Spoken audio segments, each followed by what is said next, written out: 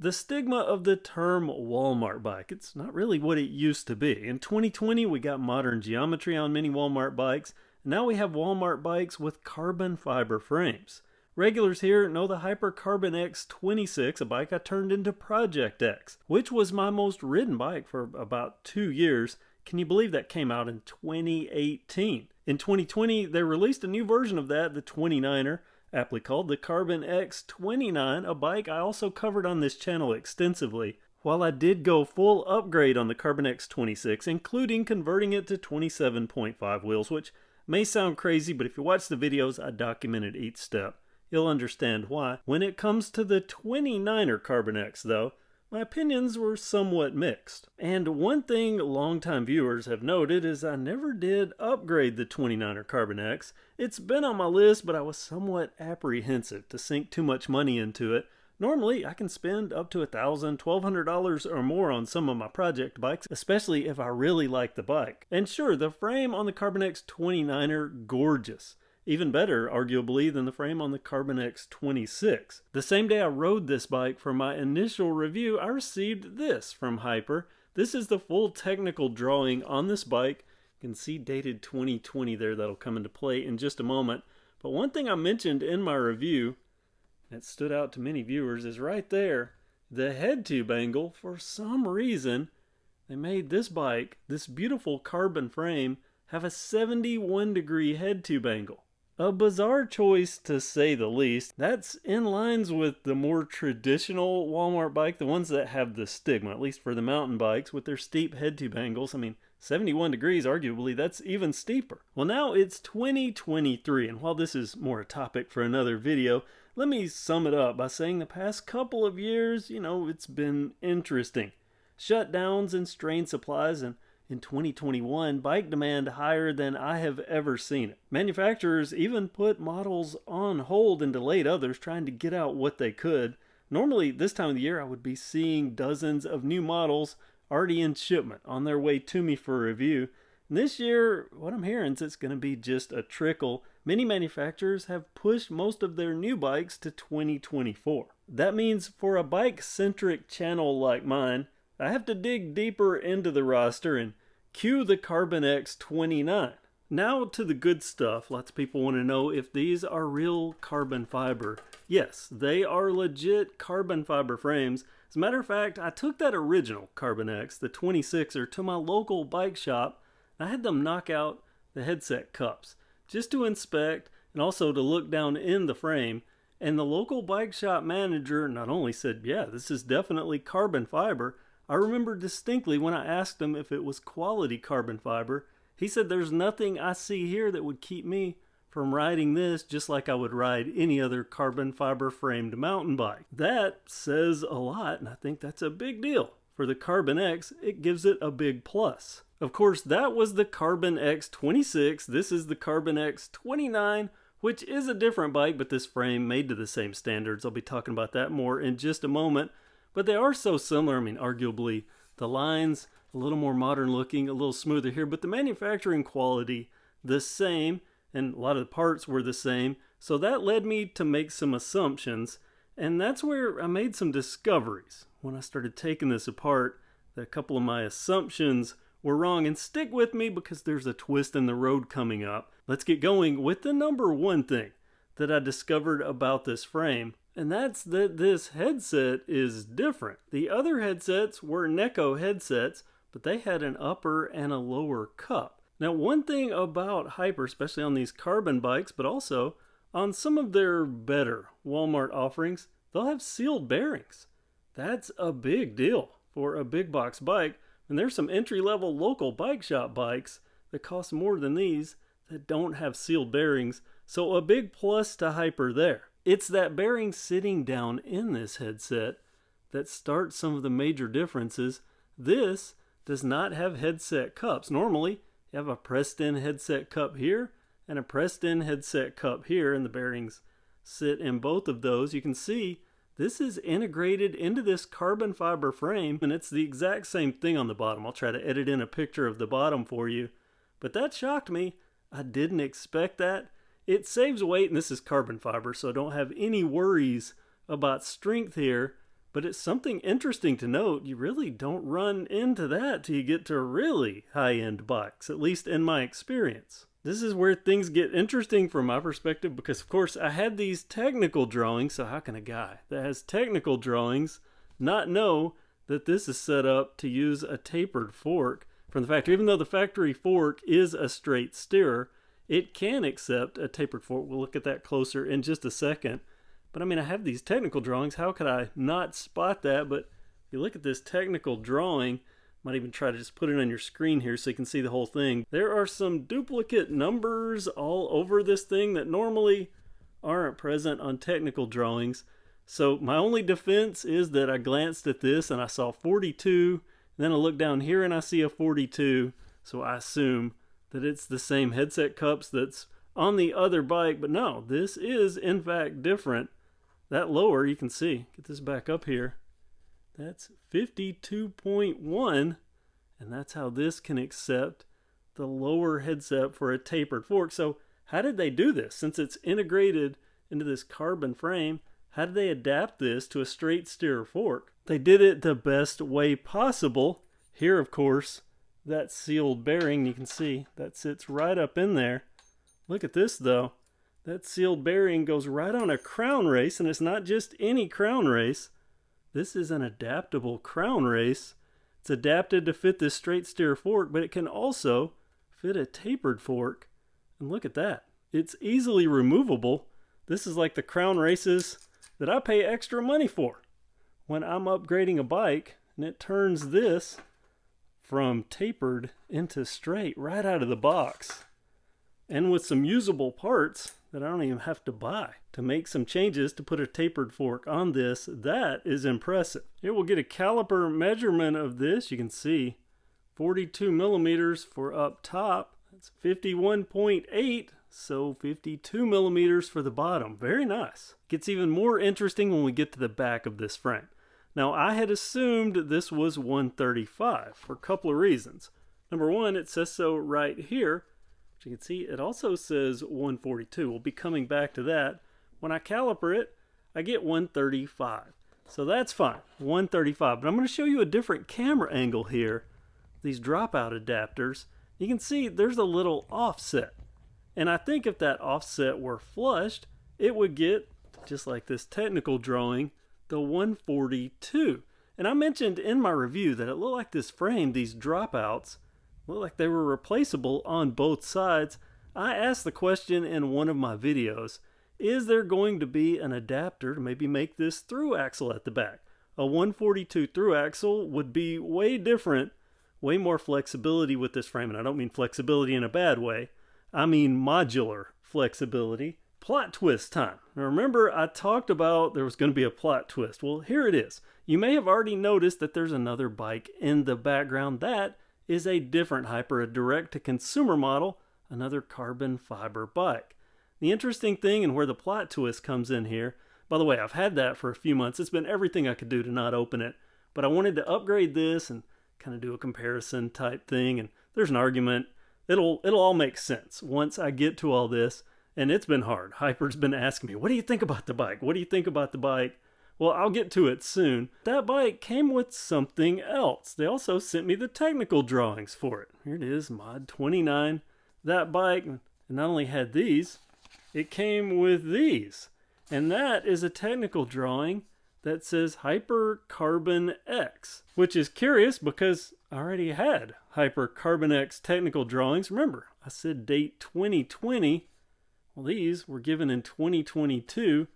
And they are different. Now, let me say this. I knew that there were some revisions done to the Hyper Carbon X. There have been to many bikes. I saw one of these in person recently, and it had a different shifter than mine had. Mine has an Altus, or had an Altus, a Shimano Altus shifter. This newer bike, it had, I can't even remember the name, it started with a G, but it had a different shifter on it. And I've seen, even the picture on the Walmart website, you'll see the crankset's different. The rear derailleur, it's the same derailleur, but it looks different. The frame looks the same physically as this old bike. But when I look at these technical drawings side by side, and what I'm going to do right now, I'm going to show you the old technical drawing on the screen so you could pause this, And then I'm going to show you the new technical drawing on the screen. You can pause there and get what you can from it. But I want to point out a couple of things. First off, this new one, much cleaner, not the overlapping stuff, but it's that overlapping stuff that means something. Remember down here, we talked about 135 and 142. And remember I talked about those adapters. Those adapters look like they were removable. Well, look at this. There was nothing on this old technical drawing other than just those two values. And I think down here it gives parts numbers. So I was curious about that. Well, look at this new technical drawing for this Carbon X. This is for the Carbon X 29er.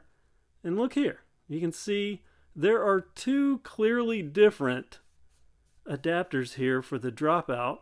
One looks like a standard quick release Dropout, and that one looks complete, a complete circle. That, I believe, is a through axle Dropout. You can even see the derailleur hangers that go with those are different. So that means that this Carbon X29 with its 135 spacing, at least it has two adapters here. And then I start looking at this, and I'm wondering if that's where the 142 might come in, because had that lip, so maybe this through axle adapter would sit out further.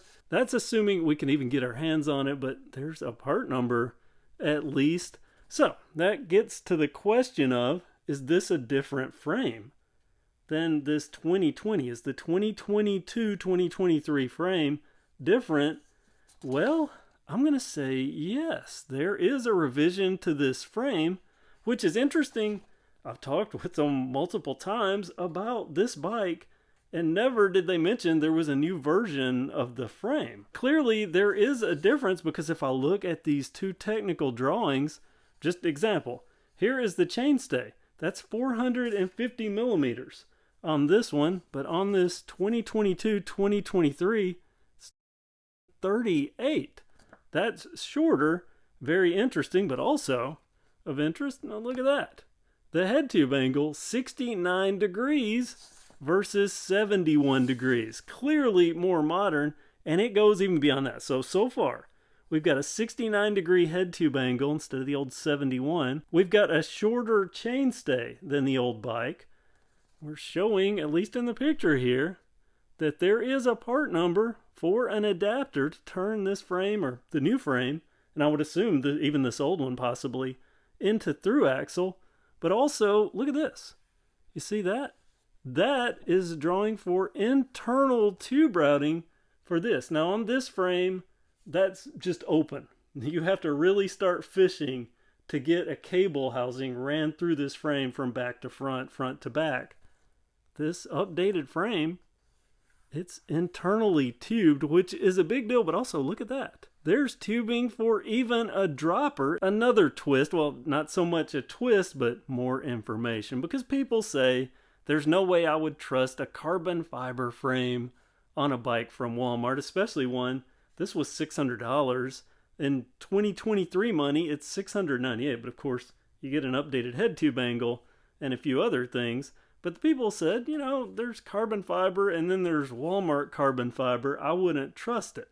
Well, I've had conversations with Hyper and learned a few things that I think you're going to find interesting. Number one of which is that this frame is made in the same factory as popular frames, or many popular frames, on higher end carbon fiber mountain bikes that you'll find on bikes in the European Union. Now, I'm not saying it's made in the European Union, it's made in China and then shipped there, but EU has this thing called assembled in the EU. I guess very similar to the way my Craftsman Moore has made in the USA, but then it says with global materials. Well, in the EU, they can get a frame from China. If they do a certain amount of things to it, or I guess putting the parts on it, it can be assembled in the EU. That means lots of carbon fiber frames go there. And we know mountain biking, very popular in the EU. Well, this frame, made in the same factory as many big brand, more expensive carbon fiber mountain bike frames are made in. And it also meets the same standards, meaning, and I'm going to bring out some technical stuff here. This frame meets EU EN ISO 4210 ratings, and I had to look that up. And EN ISO 4210 It's a rating that covers racing bikes, mountain bikes, trekking bikes, etc. And it has many facets to the 4210 rating. Specifically, 4210-6 covers frame testing to meet specifications. So this meets EN ISO 4210, meaning that it meets the same specs as some of the other frames that come out of the same factory that are sold, some of which at local bike shops in Europe on very expensive bikes. Yeah, no worries with these hyper carbon fiber frames. They are quality frames. Given all of this info, I can confidently say, well, I already knew. I trusted my Carbon X 26er. Now, I always have carbon. I'm riding a carbon bike in the back of my mind. But I trust my Carbon X 26er to do anything that I could do on a mountain bike trail. As a matter of fact, I've loaned that bike out recently. Other people have ridden it on the mountain bike trail. They really like it. They trust it. Now, knowing that it meets the same specs ratings as some of the other local bike shop carbon fiber frames, at least in the EU, I don't have any problems at all riding this or upgrading this. This one, it was only that head tube angle that kept me from wanting to upgrade it. But now that I know the modern one's a 69-degree head tube angle and all the other good stuff, well, that's a whole different argument. So how do you tell? How do you make sure that you get the new frame? Well, first and foremost, whenever I see Walmart update pictures, see that new crank set, I see a slightly updated derailleur, I know that they flushed out old inventory and that's what they have that's new. But just in case, there is a way, because if you look at this frame, even though on the new frame there are tube differences, now both of them are 17-inch, but even though all these tube lengths are different, other than the seat tube, I can spot one thing. So if you get the bike and you're curious, if you measure the head tube, top to bottom, looking at the old document, that is 110 millimeters, the height of this head tube. Looking at the new Carbon X document, technical drawing, that's only 100. So if you measure 110, that is the 2020 frame. If you measure 100, that is the 2022-2023 frame. Latest and greatest with the internal tubing, all the new measurements, the 69-degree head tube angle, and so on. I'll put a link to this down in the description if you want to take a look at it, because for $700, currently $698, this is an awesome carbon fiber frame. Specifications, I just told you all that stuff, and I stripped all this down. On this one, I weighed it. It was 3 pounds and 4 ounces stripped bare. That's a very light, very good quality carbon fiber frame, even better with all the new specifications. So if you are going to buy one or shop at Walmart, use my links, and the links down in the description. Using those links is a great way to help this channel without costing you really anything. If you're already shopping, it doesn't cost you anything extra. Using my links really does help the channel, because of course I'm not sponsored. I don't take money from anyone to say anything about a bike. If you do happen to have this older 2020 carbon fiber frame, don't worry. Don't worry, because even though it has that, I'll say it, hideous 71-degree head tube angle, there is a way you can update it to make it even better. This factory fork only had 60 millimeters of travel.